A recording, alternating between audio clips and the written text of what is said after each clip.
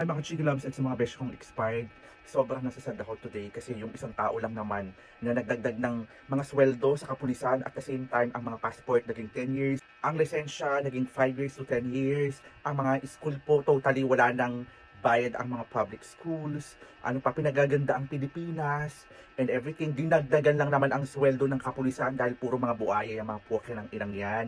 Tapos ngayon, ayan, pinagtutulong-tulungan po. Alam niyo na kung sinong nasa likod nito. Nakakasad lang yung part na to, 'di ba, na talaga namang ipakukulong mo yung taong ginawa yung best para lang maging maganda yung Pilipinas. Sobrang disappointed ako ngayon. So watch natin to.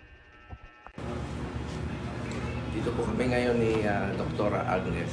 Sisiguraduhin lang namin na maayos po ang kalusugan ng dating Pangulong Duterte. Actually, schedule po siya bukas ng medical check-up niya. May gagawing procedure sa kanya bukas. Dito po sa hospital, sa Cardinal. Kaya po siya tumuloy at kailangan niyang magpa-check up talaga. Regular check-up. Si Dr. Agnes, siya po yung personal physician ni dating Pangulong Duterte for the last 20 years po.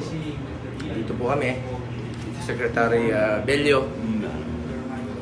Kaya lang, ayaw kami papasukin. Ayaw kami papasukin.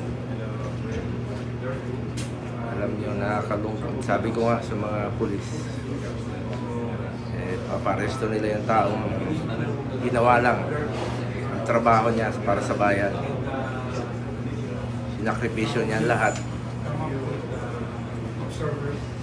Totoo yung sinabi niya.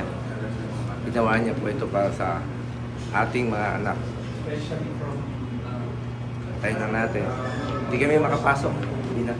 Pinagbawalan kami pumasok. Kinansel lahat yung pass namin.